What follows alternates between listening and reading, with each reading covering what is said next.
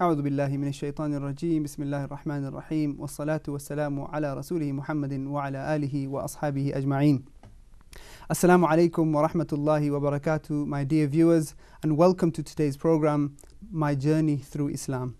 Now today's guest is Brother Salahuddin Yahya, and formerly known as John. And I think both of your names, Salahuddin and Yahya, both have some significance with regards to why you chose them names. But I'll let you talk a little bit more about that as we go on. But I want to take it back to the beginning, right at the start of your journey, right at the start of your story. What was it that attracted you? What was it that brought you to the right realization that ultimately you wanted to get to where you are now, which is the path of Islam? Well, I think the thing with any journey is when you embark upon it, you don't quite know where you're going to end up. And I have to take you right back to when I was 9 years old. So I had no idea of journeys or destinations. But I remember being asked by my mother, and she used to ask me every year what would I like for my birthday. And I remember asking on my 9th birthday if I could have a particular book.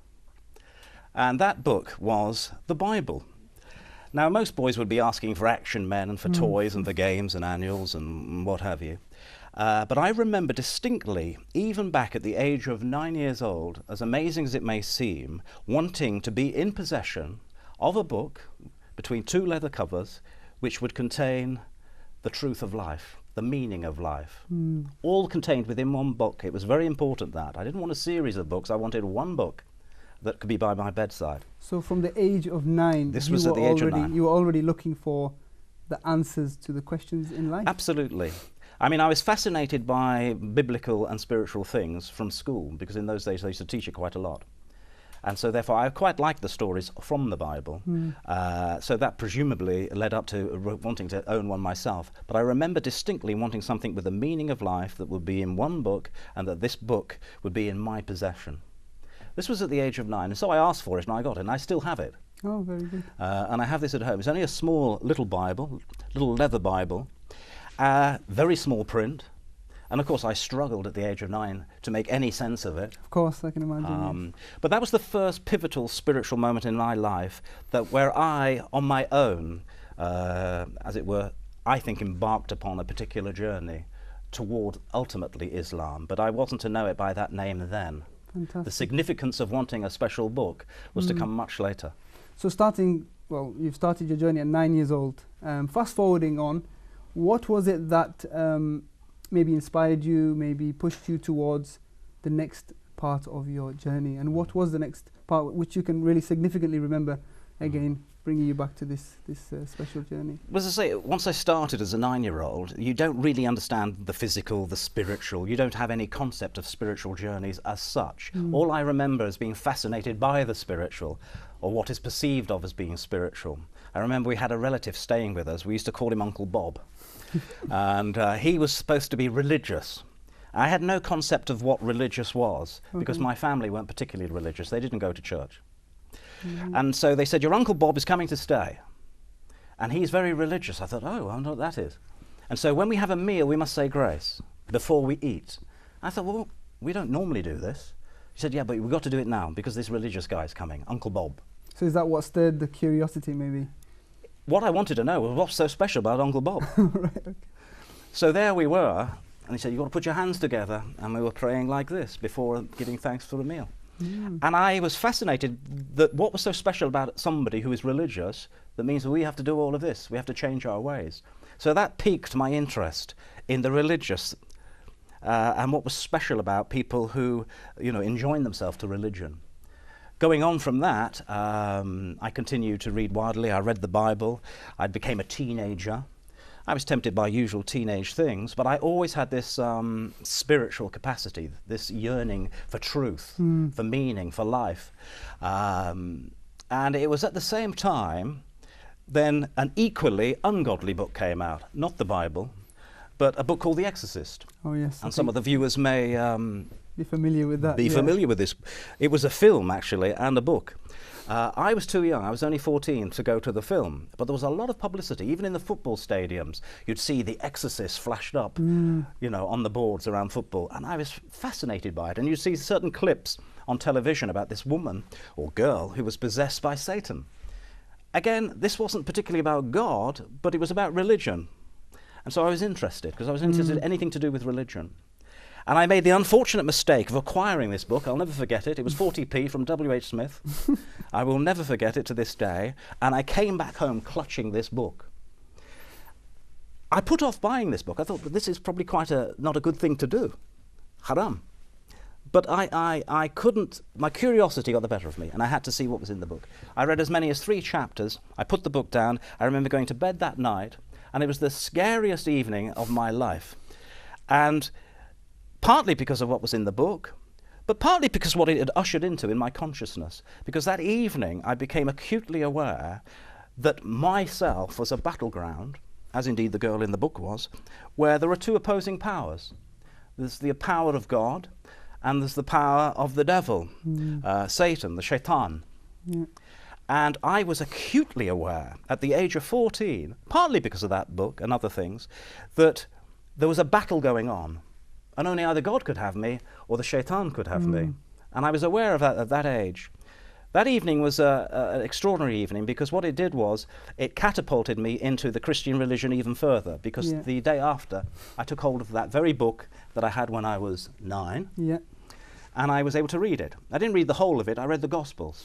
Yeah, maybe you could relate a bit more to certain aspects with regards to God and maybe the shaitan because of what you learned from this other book. Absolutely.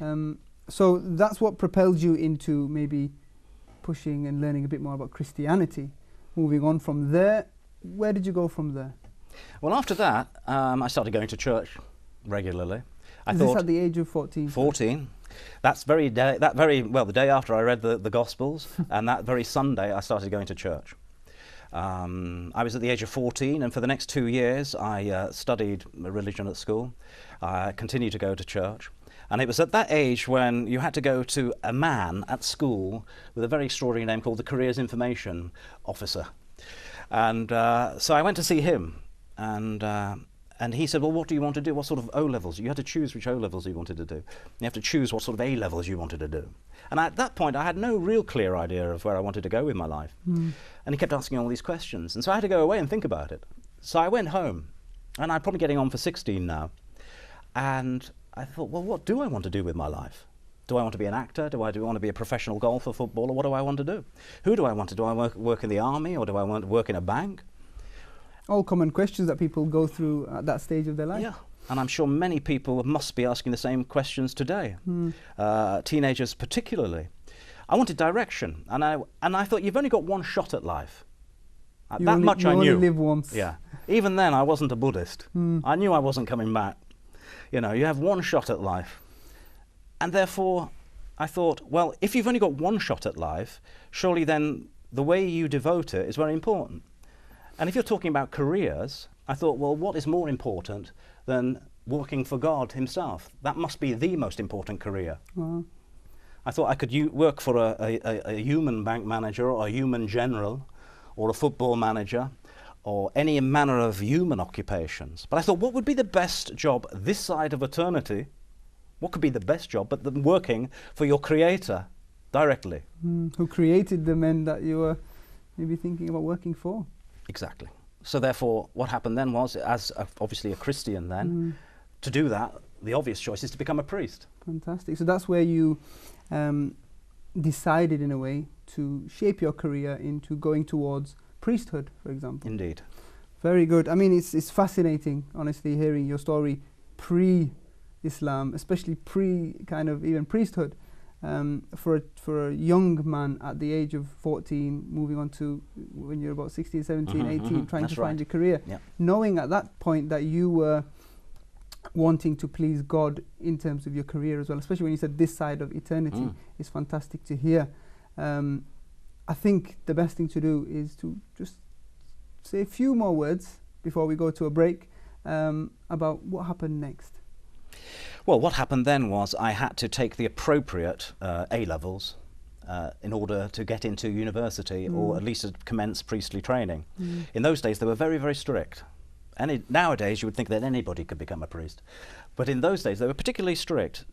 especially with education. So you needed a certain amount of A-levels in order to progress to either university or what they used to call theological college, where you train to be a priest full-time in residence with other men, basically.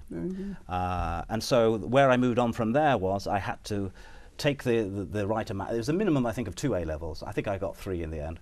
And that was enough, at least educationally.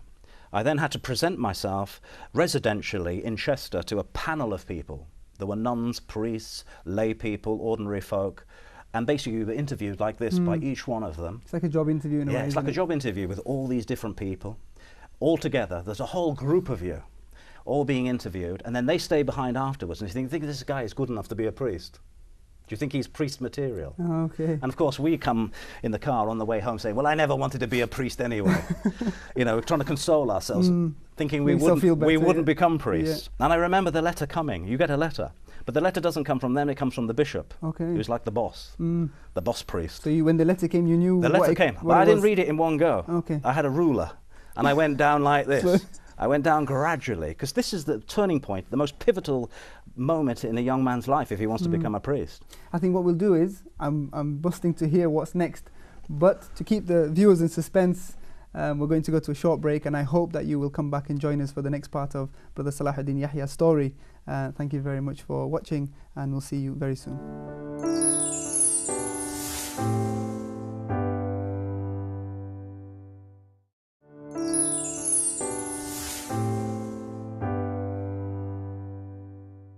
Assalamu alaikum wa rahmatullahi wa barakatuh, and welcome back to my journey through Islam with Brother Salahuddin Yahya. So Salahuddin, it's been fascinating for myself, I know, and I'm sure it will be for the viewers as well. Up to now, your journey, at the moment you're up to the part in your story where you received a letter to know whether you've been accepted as a priest or not. Indeed, yeah. I remember it as if it was yesterday. I had the letter in my hand. It arrived midday. I came home for a spot of lunch. The letter was there on the dining room table, and I literally opened it, and I had a ruler, and I went through the letter very, very slowly. I couldn't bear to know line by line. The result, line by line. But as soon as it says, I am pleased to, that was it. That was it. The ruler went away. And what was interesting about the letter was, unlike most of the letters I heard afterwards, it said, we are sure that God is calling you to be a priest in his church. Those are the very words. I still have the letter. We are sure, and that meant a lot to me. And so I was extremely happy, because I thought this is what I was called to. I was called to serve God, my Creator, and this was official confirmation that I could do that. I could embark upon my training. Fantastic. So starting from a 9-year-old through to your 14, through to your teenage, how old was you at this point when you received the letter? When I received that letter, I'd finished my A-levels, I'd passed my A-levels. I would have been about 18 going on 19. So 18, 19 years old, you've been given the letter to let you know that you are able, you are willing, and you are ready to be a priest. Well, to start training. To start training, okay. So what was the next procedure and what was the next steps? Well, in this country, there are a number of places you can go. There's less now, there's probably less than a handful, but in my day there was a lot of places you could go and train. But there was one particular place where you could train to be a priest and do a degree at the same time. Not everybody offered that. So I went to a place called Chichester. It was called the Theological College Chichester, and the reason why it was allowed to call itself the Theological College Chichester was because it was the first, when there was only one. So I went there, the Theological College. I went there and basically to do a Bachelor of Theology, which is a 4-year course, but at the same time you're training to be a priest. So then I had to move from Yorkshire, go down on the train, get into my little room at the college, and basically embark on 4 years full-time residential training to be a Christian priest. Fantastic. So you were based in Yorkshire to begin with. You had to go down south to do your training.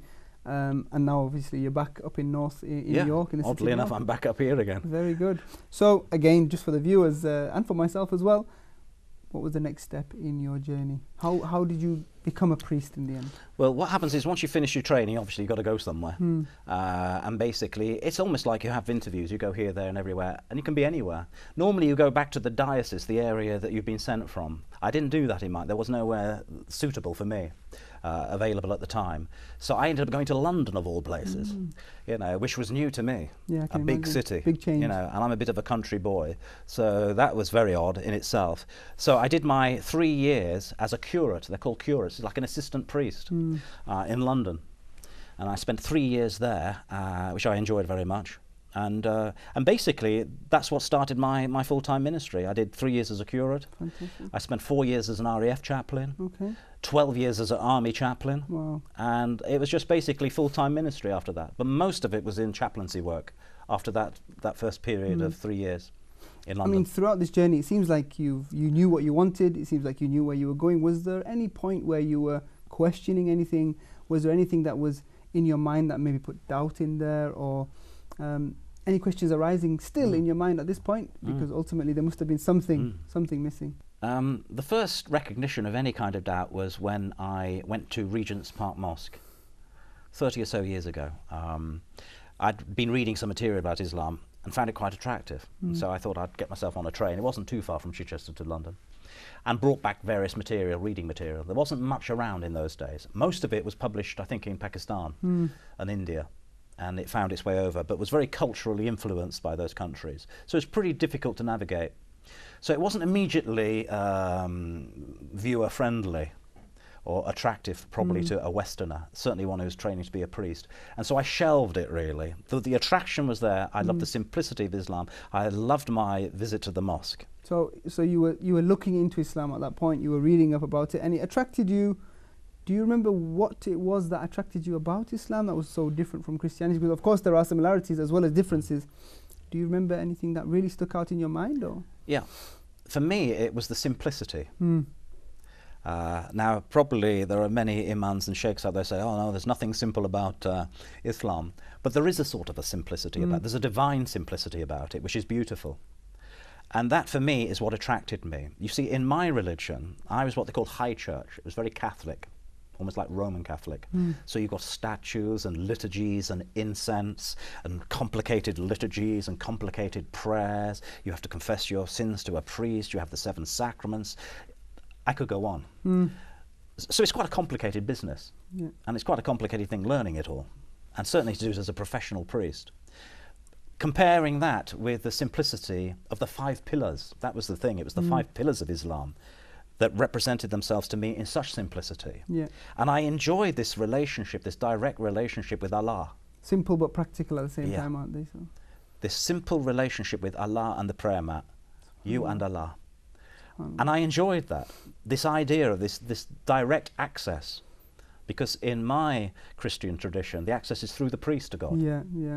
I mean, what Islam teaches is that we have a direct link to Allah subhanahu wa ta'ala. Doesn't matter who you are, where you're from, what your story is, but we all have a link directly to Allah. So this is one of the things that attracted me. This is one of the things that attracted me. And also within Islam, there's an equanimity amongst people. As much as I respect you for your learning and your knowledge, and I refer to you respectfully when we talk, we are brothers. Within Christianity, there's such a hierarchy. If you're in the Catholicism, from the popes to the archbishops to the cardinals to the priests to the monsignors to the rectors to the curates, and the ordinary people, if you like, the brothers and the sisters, if you like, there is a lot of, oh, hello, Father, no, Father, oh, yes, Father, and there's a lot of deferential respect, because this is the man who guides you to God, brings you to God, the guy you confess your sins to. And to a certain extent, you put priests on a pedestal. But for example, the Prophet ﷺ says in his final sermon that there's no difference between Arab and Ajam, an Arab and a non-Arab, meaning it doesn't matter who you are, the only difference is in the sight of Allah is taqwa, is piety. I think this is the beauty of Islam, isn't it? We are all equal in the sight of God. The only difference is in terms of how pious we are and how exactly, and that spoke to me. That really spoke to me. So this was kind of the beginning of your journey towards ultimately accepting Islam, which you're sitting here today as a Muslim brother. Unfortunately, I'm going to have to stop you there. It's been a fascinating listen for myself. I hope it's been the same for our viewers. And I thank you very much for spending your time. Hopefully we can continue with the rest of this journey, with the rest of this story at a later date. I thank you very much, my dear brothers and sisters who are watching at home. I hope that you can join us once again. We ask Allah subhanahu wa ta'ala to give us this chance, the ability to be here again in the future, so we can continue this fantastic story, this fantastic journey through Islam, and hopefully through this journey and through the journey of all of our brothers and sisters who will be coming, we can find some inspiration and some kind of uplifting movement that we can hopefully feel within ourselves. Jazakumullahu khairan. Wassalamu alaikum wa rahmatullahi wa barakatuh.